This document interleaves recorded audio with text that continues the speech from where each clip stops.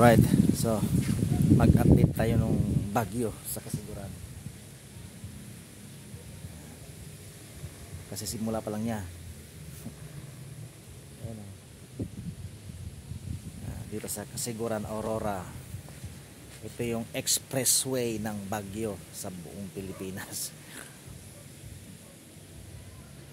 Pero mga tao dito sa Kasiguran, sa Aurora, ay sanay na po dyan.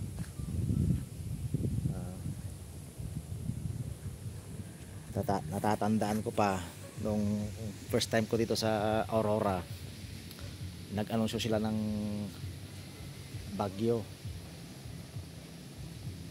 Oo, so ang ginawa ko sa shop noon, lahat ng haligi ay tinali ko o pinagtali-tali ko.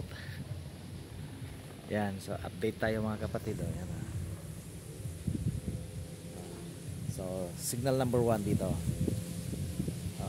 Pero kapag nag-signal number 3 dito, basta dito ang puntriya yan, nako, yung mga nyug na yan, bali yung mga yan, lalo na pag signal number 4. Oo. Pag nag-signal number 4 dito sa Aurora, nako, yung sinag ng flashlight kapag gabi, oo, dahil sa lakas ng hangin, bumabalik yung sinag ng flashlight sa'yo. Ganun kalakas ang bagyo dito sa Aurora. Kwento lang mga matatanda sa akin yun, kwento nila yun. Akalain mo yung pan na yun, yung exaggeration ng bagyo.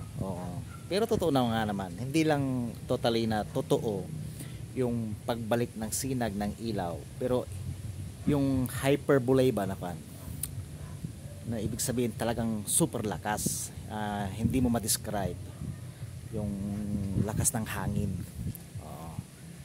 Kung lang yun,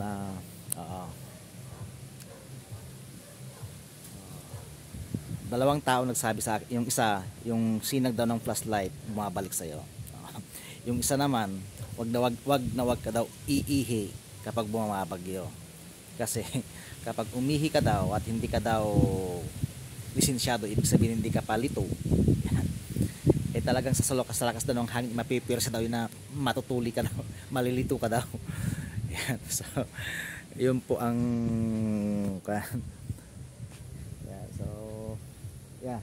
ilang araw na non-stop po ang pag-ulan.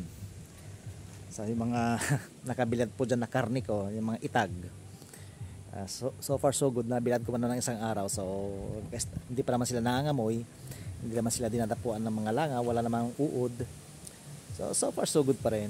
So hopefully mag-subside itong natin, itong bagyo natin, kasi today is Tuesday and Thursday it will be the birthday celebration of my youngest son, Grant. Naka-schedule kami sa isang resort. Hindi ko naman nirentahan yung resort, isang cottage lang, for 150 pesos. And then yung mga bisita, kanya-kanyang entry na lang. So akin na yung pagkain. So bumili ako ng 5 kilong papaitan. Yan. Yun na. Tapos tatlong bibe o tatlong pato na iadobo sa gata. Lagyan ko ng 1 kilong sili para makatipid-tipid. Yan po. So yan. Mahina pa naman. So signal number 1. Yan.